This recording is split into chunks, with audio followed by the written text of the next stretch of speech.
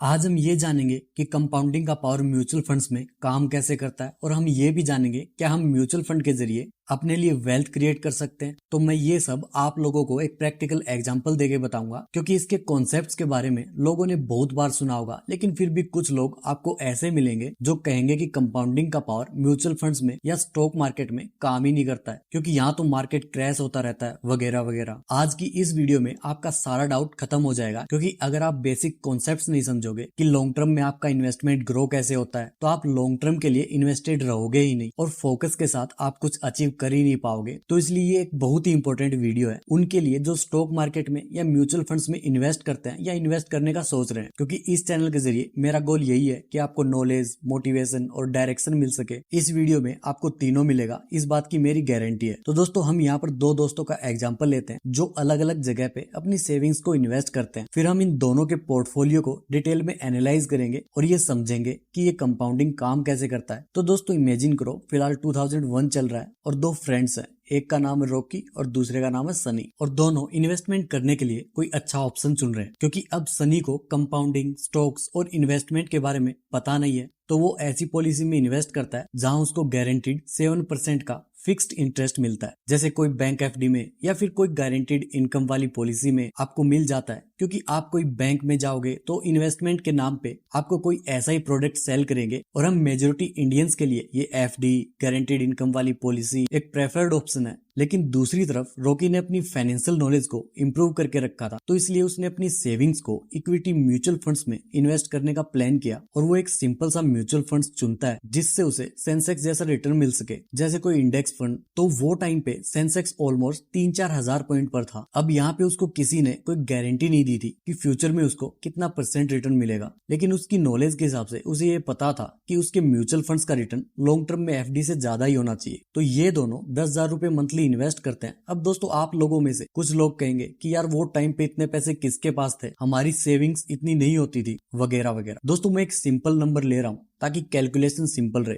आप अपनी कैपेसिटी के हिसाब से जितना भी सेव करके इन्वेस्ट कर सकते हो वो कर लीजिए, लेकिन आपको इस वीडियो से इंपॉर्टेंट लेसन जरूर सीखने को मिलेगा, क्योंकि अगले ही साल यानी 2002 में मार्केट नीचे जाता है और रॉकी के इन्वेस्टमेंट की वैल्यू गिर जाती है। अब दोस्तों, कोई भी नॉर्मल इंसान ऐसे टाइम पे थोड़ा सा डीमोटिवेटेड होगा ही, क्योंकि शुरुआत में ही लॉस मिल गया, लेकिन वो फिर भी आगे एसआईपी कंटिन्यू रखता है। और फिर 2 साल होने के बाद रॉकी ने टोटल 2.4 लाख इन्वेस्ट कर दिए, लेकिन उसका पोर्टफोलियो अभी भी लॉस में है। दूसरी तरफ सनी की इन्वेस्टमेंट की वैल्यू बढ़ जाती है और उसका पोर्टफोलियो ग्रो होके 2.5 लाख का हो जाता है। और फिर अगले साल मार्केट थोड़ा सा रिकवर होता है और 3.5% ऊपर जाता है। तो उस साल भी रॉकी 10,000 मंथली की एसआईपी के जरिए 1.2 लाख रुपए इन्वेस्ट करता है, जिसकी वजह से रॉकी की इन्वेस्टमेंट की वैल्यू होती है 3.28 लाख। मतलब अभी भी उसका पोर्टफोलियो लॉस में है और सनी का इन्वेस्टमेंट ग्रो होके 4 लाख रुपए का हो जाता है। अब दोस्तों, ऐसी सिचुएशन देख के कोई भी बुरा फील करेगा ही कि यार म्यूचुअल फंड्स को लेकर एक्सपेक्टेशन तो कुछ और ही थी,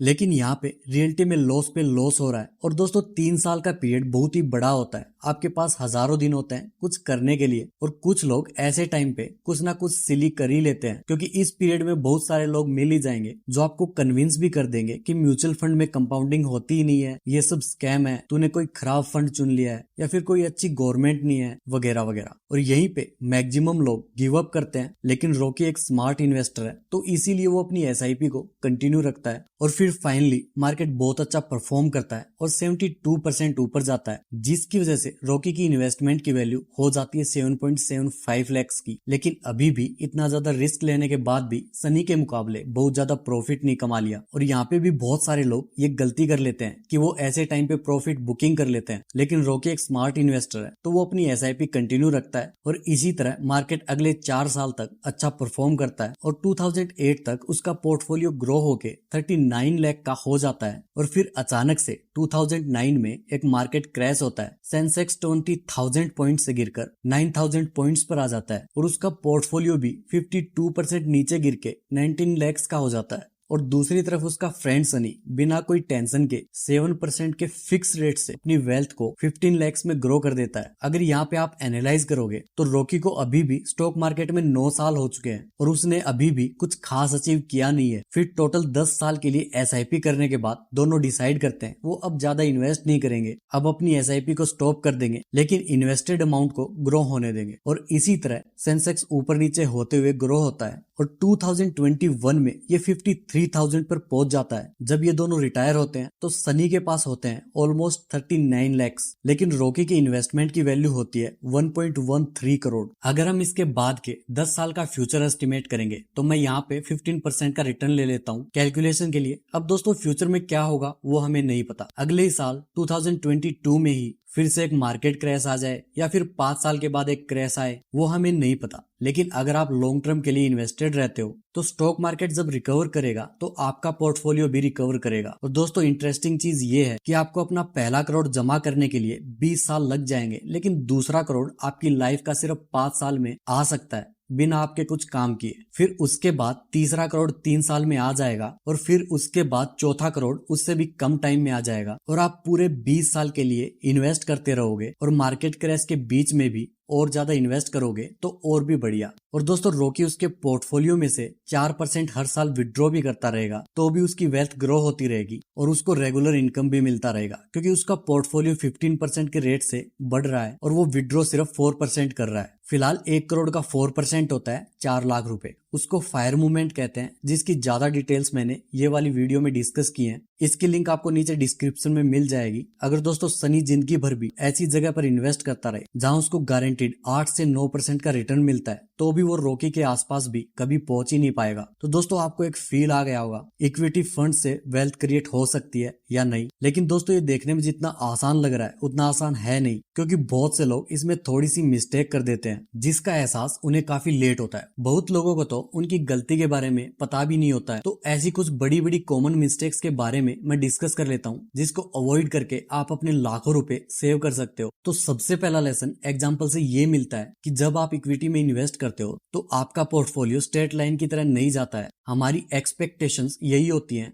कि जब हम इन्वेस्ट करें तो उसके बाद मार्केट ऊपर जाता रहे, लेकिन रियलिटी में ये एक रोलर कोस्टर राइड होती है, क्योंकि अगर ये एक स्ट्रेट लाइन होती तो सब लोग यहीं पे इन्वेस्ट कर लेते। फिर दूसरी कॉमन मिस्टेक लोग ये करते हैं कि वो ज्यादा टाइम तक किसी भी फंड में इन्वेस्टेड रहते ही नहीं है, क्योंकि अगर आप किसी फाइनेंशियल एडवाइजर से या कोई नॉलेजेबल पर्सन से पूछोगे तो वो यही कहेगा कि आपको किसी इक्विटी म्यूचुअल फंड्स में कम से कम 8 से 10 साल के लिए इन्वेस्टेड रहना ही चाहिए। लेकिन असलियत में कुछ और ही हो रहा है, क्योंकि अगर आप एमफी का डाटा चेक करोगे जो इंडिया के म्यूचुअल फंड्स को रेगुलेट करते हैं तो आपको पता चलेगा कि आधे से ज्यादा इंडियंस अपने म्यूचुअल फंड्स को 2 साल के लिए भी होल्ड नहीं करते। आप खुद देख सकते हो कि 12% लोग अपने म्यूचुअल फंड में 1 महीने से कम टाइम के लिए इन्वेस्ट करते हैं, मतलब इसके अंदर भी लोग ट्रेडिंग करते हैं। और 36% लोग अपने म्यूचुअल फंड को एक ही साल में बाय और सेल कर देते हैं, जिसपे वो एग्जिट फी अलग से पे करते होंगे। ऑलमोस्ट सारे म्यूचुअल फंड्स में 1 साल से पहले एग्जिट करने पे 1% की फी चार्ज होती है। फिर उस पे ये लोग ज्यादा टैक्स पे करते होंगे, क्योंकि 1 साल से पहले प्रॉफिट विड्रॉ करने पे आपको ज्यादा टैक्स पे करना पड़ता है। तो ऐसा करने से वेल्थ क्रिएट करना और कंपाउंडिंग के पावर को यूज करना तो बहुत दूर की बात है, लोग बस एक्स्ट्रा फी पे करते रहते हैं। और इसका मेन रीजन ये होता है कि लोग डेली मार्केट मूवमेंट को बहुत क्लोज से फॉलो करते हैं और उसके फ्लैक्चुएशंस पे ओवर रिएक्ट करते हैं और मार्केट को प्रिडिक्ट करने के चक्कर में रॉन्ग टाइम पे बाय और सेल कर लेते हैं। फिर तीसरी कॉमन मिस्टेक लोग ये करते हैं कि वो बहुत छोटा सा अमाउंट इन्वेस्ट करते हैं और फिर उसका एब्सोल्यूट रिटर्न कंपेयर करते हैं, ना कि परसेंटेज टर्म्स में, क्योंकि कंपाउंडिंग रिटर्न्स कैलकुलेट करना सबको नहीं आता। अगर आप 10 साल पहले 50 लाख में कोई प्रॉपर्टी खरीदते हो और आज उसकी वैल्यू 1 करोड़ की होती है तो ये 7% का कंपाउंडेड रिटर्न होता है। और अगर आप 5,000 रुपए म्यूचुअल फंड में इन्वेस्ट करते हो तो अगर वो 5 साल में ग्रो होके 10,000 रुपए का होता है तो ये 15% का कंपाउंडेड रिटर्न होता है, क्योंकि आपका पैसा 5 साल में डबल हो गया है। फिर जो लॉन्ग टर्म के लिए इन्वेस्ट कर भी लेते हैं तो वो लोग कोई खराब म्यूचुअल फंड को चुन लेते हैं या फिर कोई ऐसे फंड में इन्वेस्ट करते हैं जिसका एक्सपेंस रेशियो बहुत ज्यादा होता है, जिससे अल्टीमेटली उनको कुछ खास रिटर्न नहीं मिलता। तो दोस्तों इस एक्सपेंस रेशियो का मतलब होता है फीस। जितना ज्यादा आप फीस पे करोगे उतना कम आपका रिटर्न होगा। और ज्यादा फी पे करने का रीजन ये भी होता है कि लोग रेगुलर म्यूचुअल फंड में इन्वेस्ट कर लेते हैं। अब दोस्तों इस रेगुलर प्लान का मतलब ये होता है कि आप किसी एजेंट के थ्रू म्यूचुअल फंड में इन्वेस्ट करते हो तो एक छोटा सा कमीशन उस एजेंट को भी मिल जाता है जो यूजुअली आपके पोर्टफोलियो का 1% होता है। जैसे ये एक्सिस ब्लू चिप फंड्स का एक्सपेंस रेशियो 1.7% का है और उसी के डायरेक्ट प्लान की फी 0.5% है। अब बहुत लोग इस छोटे से कॉस्ट को इग्नोर कर देते हैं क्योंकि बस ये तो 1% है, लेकिन इस छोटे से एक्सपेंस रेशियो से कितना फर्क पड़ता है हम इसको भी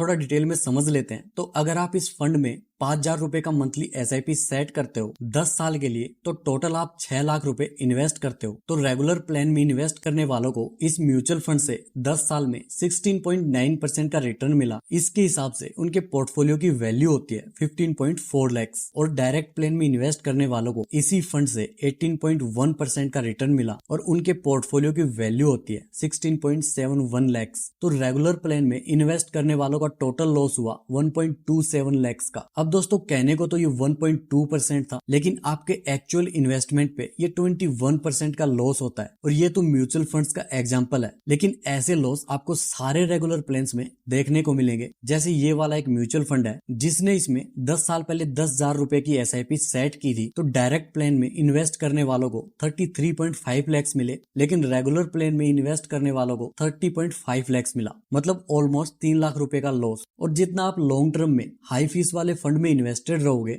आपका लॉस उतना ही बढ़ता रहेगा। अब दोस्तों मैं ये इसलिए बोल रहा हूँ क्योंकि आज भी बहुत सारे लोग रेगुलर म्यूचुअल फंड में और हाई फीस वाले म्यूचुअल फंड में इन्वेस्टेड हैं। बहुत लोगों को तो ये बात पता भी नहीं होगी कि इंडिया में 2013 से पहले जितने भी म्यूचुअल फंड्स होते थे वो सब रेगुलर फंड्स होते थे, क्योंकि जनवरी 2013 के बाद ही सेबी ने रूल निकाला कि सारी म्यूचुअल फंड कंपनीज को उनके जितने भी फंड्स हैं इन सब के डायरेक्ट प्लान भी लॉन्च करने पड़ेंगे। तो जिसने भी 2013 के पहले किसी भी म्यूचुअल फंड में इन्वेस्ट किया होगा तो उन लोगों ने रेगुलर प्लान में इन्वेस्ट किया होगा, और इसीलिए आप किसी भी डायरेक्ट प्लान का पास्ट रिकॉर्ड चेक करना चाहोगे तो आपको 2013 के पहले का रिकॉर्ड मिलेगा ही नहीं, क्योंकि उससे पहले डायरेक्ट प्लान होते ही नहीं थे। लेकिन दोस्तों आज हमारे पास मोबाइल एप्स हैं जहां से हम इजीली डायरेक्ट प्लान में इन्वेस्ट कर सकते हैं। इनमें से एक ऐप है IND मनी ऐप। दोस्तों इस ऐप की खास बात यह है कि इसके जरिए आप आसानी से अपने एग्जिस्टिंग रेगुलर म्यूचुअल फंड को डायरेक्ट म्यूचुअल फंड में कन्वर्ट कर सकते हो। इसका मैं आप लोगों को एक लाइव एग्जांपल दिखाता हूँ। जब आप अपने पोर्टफोलियो को इनके साथ सिंक कर दोगे तो आपको यहाँ सामने नोटिफिकेशन आ जाएगा कि आपने कोई रेगुलर म्यूचुअल फंड में इन्वेस्ट किया है। तो आपको यहाँ पे क्लिक करना है, फिर उस फंड को सिलेक्ट करना है, फिर आपने जो अमाउंट रिसेंटली इन्वेस्ट किया है तो उसको ट्रांसफर करने पे आपको एग्जिट फी और कैपिटल गेन टैक्स लगेगा। तो इसीलिए ये ऐप आपको सजेस्ट करेगा कि आप उसे थोड़े टाइम के लिए होल्ड रखो, जब उसका 1 साल कंप्लीट हो जाएगा तब आप उसे ट्रांसफर कर दो। तो आप इस स्मार्ट कैलेंडर के जरिए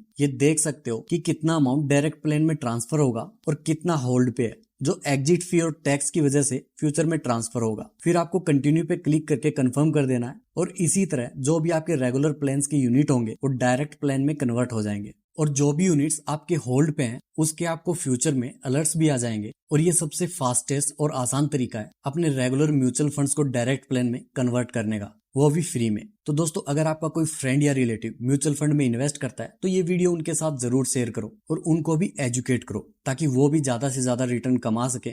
अगर आप आज म्यूचुअल फंड में इन्वेस्ट करने का सोच रहे हो तो आप सिंपल सा इंडेक्स फंड या ETF चुन सकते हो जिसमें कम फीस होती है। इसके ऊपर मैंने एक अलग वीडियो डिटेल में बनाया, इसका लिंक आपको नीचे डिस्क्रिप्शन में मिल जाएगा। अब दोस्तों कुछ लोग कहेंगे यार हमें इतना वेट नहीं करना है, हमें तो जल्दी से अमीर बनना है। तो दोस्तों आप वो भी ट्राई कर सकते हो, आप बिजनेस कर सकते हो, ट्रेडिंग कर सकते हो, जो मन करता है वो कर सकते हो, लेकिन उसके साथ में आप अपनी इनकम का एटलीस्ट 10 से 20% सेव कर सकते हो और उसे स्टॉक्स और इक्विटी फंड्स में इन्वेस्ट करके लॉन्ग टर्म के लिए होल्ड कर सकते हो, ताकि अगर आप जल्दी अमीर बनने का प्लान पूरा नहीं होता है तो एटलीस्ट आप लॉन्ग टर्म के लिए सेफ रहोगे। क्योंकि दोस्तों जितना आसान फाइनेंशियल फ्रीडम अचीव करना हमारी जनरेशन के लिए हो गया है उतना आसान इतिहास में कभी नहीं था। सिर्फ 10 साल पहले म्यूचुअल फंड में इन्वेस्ट करने के लिए आपको बहुत सारी डॉक्यूमेंट्स फिल करने पड़ते थे, दुनिया भर के चक्कर काटने पड़ते थे, लेकिन आज हर चीज आप ऑनलाइन घर बैठे बैठे कर सकते हो एकदम फटाफट। बस आपको पता होना चाहिए कि करना क्या है। तो उम्मीद करता हूँ इस वीडियो से आपको कुछ ना कुछ सीखने को मिला होगा। अगर आप ऐसी वैल्यूएबल वीडियो देखना चाहते हो तो इस चैनल को सब्सक्राइब कर देना और बेल आइकन को प्रेस कर देना ताकि आप ऐसे वैल्यूएबल वीडियोस मिस ना कर दो। आपका कीमती वक्त देने के लिए धन्यवाद।